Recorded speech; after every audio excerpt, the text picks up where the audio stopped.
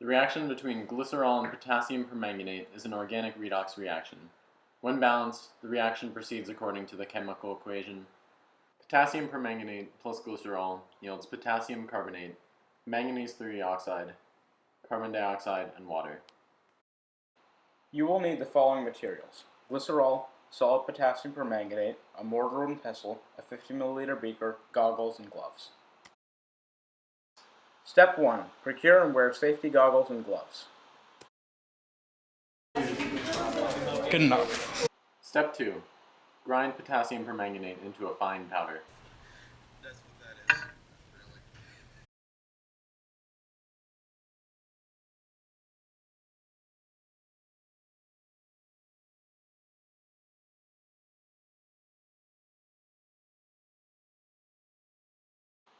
Step 3. Transfer ground potassium permanganate into a 50 ml beaker.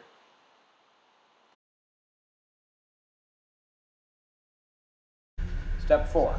Add a few drops of glycerol into the potassium permanganate beaker.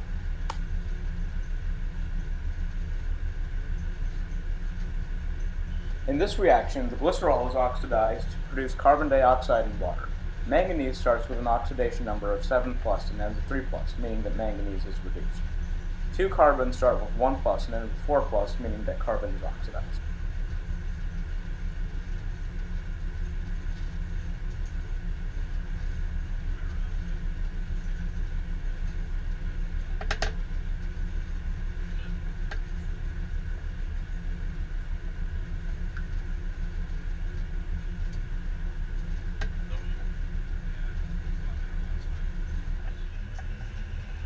For the purpose of this experiment, we added glycerol to unground potassium permanganate.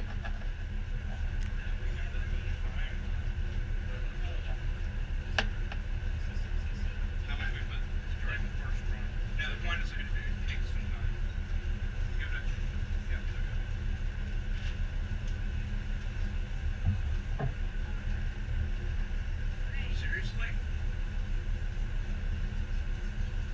So yeah, that was good. As you can see, the stock powder, which had a lower surface area to volume ratio than the ground powder, took a longer time to react. This can be explained by collision theory. Particles must collide with sufficient energy and correct orientation to react. Decreasing the size of the particles allows more particles to collide with the correct orientation. As a result, the reaction with the ground particles reacts more quickly.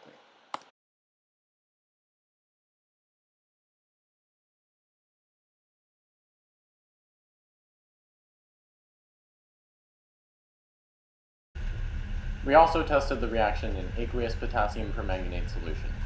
While it still reacted completely, the aqueous solution reacted at a slower rate than the other two. This is most likely because the particles were farther apart from each other and were less likely to collide.